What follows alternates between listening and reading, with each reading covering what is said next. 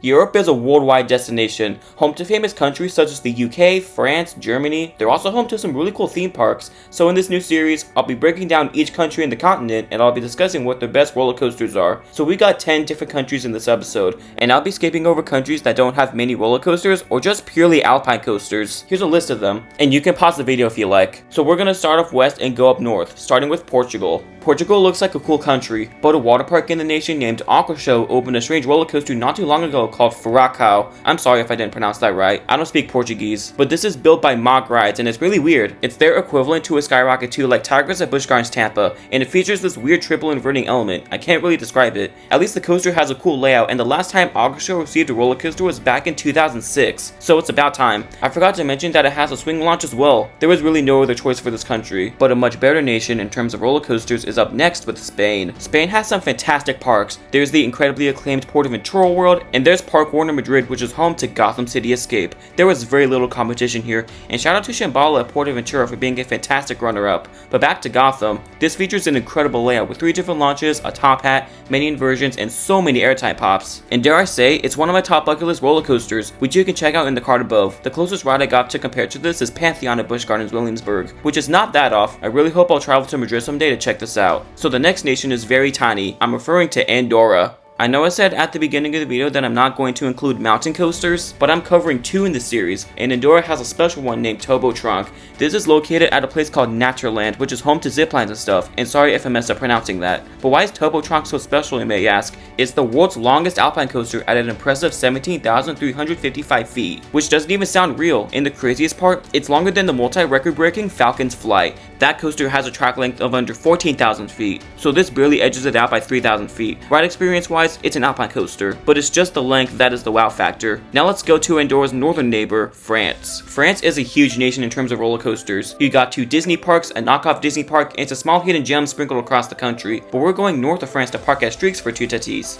There was no competition. Toutatis wins by a landslide. It's basically a beefed up Pantheon, and if you thought Pantheon was a crazy ride, Toutatis is even crazier. Although this ride does have a trim on the first drop that knocks it down a bit, the layout is really good with its 3 inversions, swing launch, and quick transitions. I'm even more excited about this after experiencing Pantheon, and I thought Pantheon was insane, so this might have bumped up my bucket list a little bit. I also forgot to mention that this ride has theming, which Pantheon does not have, so this might be even better. Now let's go over water for the next country, Ireland. Ireland is home to some gorgeous cliffs and a cool capital with Dublin, but this nation only has one theme park with Emerald Park, formerly Tato Park, and they have an outstanding top 2 were the wooden coaster Cuchulainn and the inverted coaster Nafina Force. This is one of 2 Vekoma suspended thrill coasters, and it came along with a huge expansion with Tir na Nog and a family boomerang that is so intertwined between each other. There's a part where the boomerang hops over the invert a lot, and vice versa. As for the ride itself, it reminds me of an extreme version of Dragon Flyer. It's technically the same ride model, but you're going upside down. If you've ridden a new gen Vekoma, you know that the banking is so smooth and graceful, and Fina Force is no different. I really hope we get a similar ride model over in the States someday. So next up is a very popular country in Europe, the United Kingdom. The UK has so many options to choose from, and most of them weren't outstanding or noteworthy compared to the other countries' best coasters. And that issue was fixed in 2024 with Hyperia. Hyperia is located at Thorpe Park, which is right outside of the capital of London, and this is what Thorpe Park needed. Before 2024, the big coaster was Stealth, which was good. It was just very short, and it didn't stack up to the rides such as Toutatis and Gotham City Escape, but Hyperia fixed all those issues. It refreshed the due date for a new coaster, and it has an action-packed layout with this weird death row-esque element. It also might be one of my top bucket list roller coasters because it looks so good,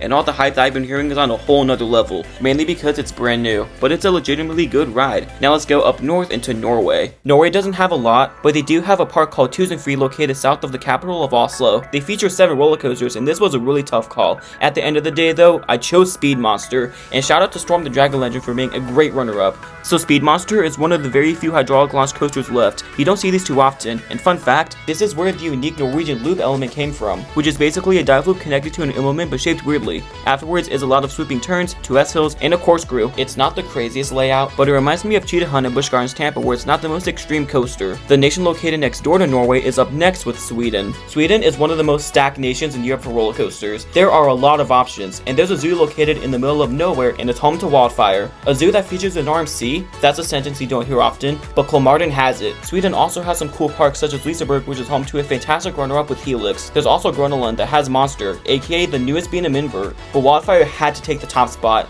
The layout here is really good since it uses the nearby terrain. It features a 160-foot drop, 3 inversions, and a a lot of moments of airtime. This was a bucket list coaster of mine, but it was bumped off by some cooler rides that were opening. The setting though is otherworldly. It does suck that the lift hill faces away from the view. Besides that, I'm starting to question whether should I place this back on my bucket list. But we gotta move on to another Nordic country with Finland. Finland features 3 amusement parks located all throughout the nation, but we are going to travel to the heart of the capital, Helsinki, and Linnanmäki for Taiga. This easily wins. There was no contest here. Same situation as Wildfire, Taiga features a terrain-based layout, and the cool thing is that it interacts with 2 other roller coasters. It has a layout of 2 different launches, a top hat, and 4 inversions. It actually looks amazing. There's a reason why it's on my bucket list. It reminds me of a mix of Pantheon at Busch Gardens Williamsburg and Maverick at Cedar Point, and they are both in my top 10. So if I ever travel to Helsinki someday, I would love to try this out. Now we have one more country left, and it's Denmark. Denmark has 5 cool parks, but we are going to Denmark Scalp, aka the top of the country, for Phoenix. This is located at Farup Summerland, and there was stiff competition between this and Piraten at Djurs Summerland. Both of them have fantastic layouts, but in the end, I chose Phoenix because Phoenix's layout is more unique.